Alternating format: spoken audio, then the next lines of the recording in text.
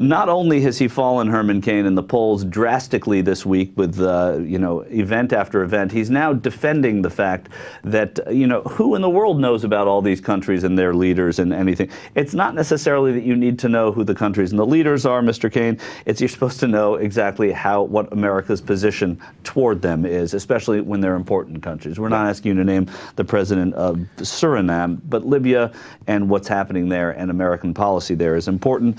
But, he is skipping right through that. He's saying it doesn't matter. I know everything. Let's go first to number 10 here, and then we're going to hear how Herman Cain is prepping for the oath of office later. Who knows every detail of every country, of every situation on the planet? Nobody. A leader is supposed to make sure we work on the right problem. We assign the right priority. Surround yourself with good people. Put together plans and lead. They are who we thought they were.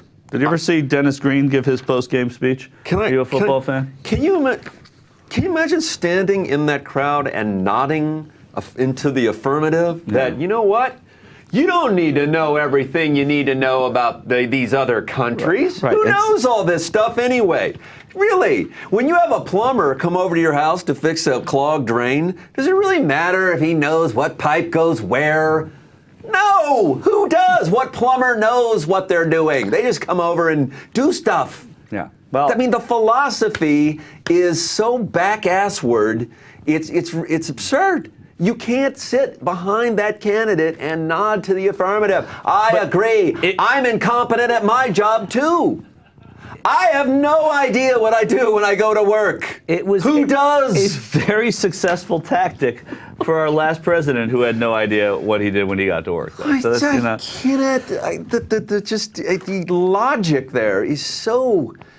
I think, are we supposed to make an exception then for the presidency? That's basically what it is. Right. It's like everybody in this room should know what they're doing when they go to their job. But for you running for president, you don't really need to know much.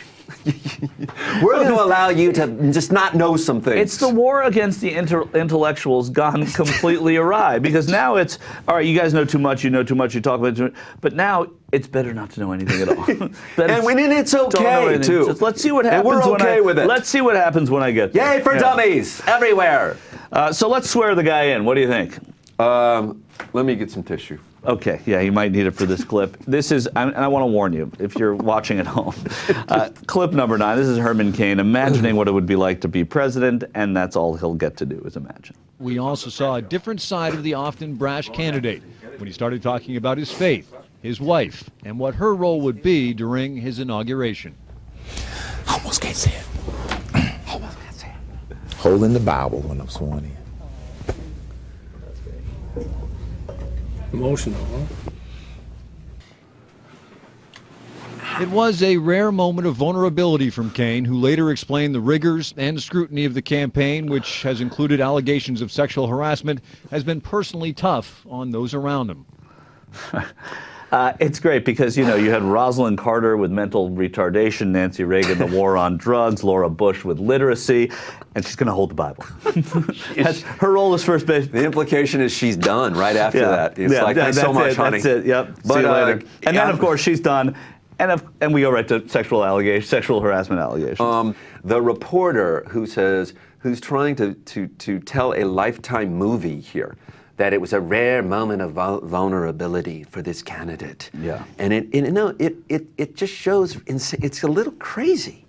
Well, it is a little crazy. I mean, if you want to call that vulnerability, that's fine. You saw a soft, but it was a continued moment of weirdness. It was like the weird Rick Perry moment.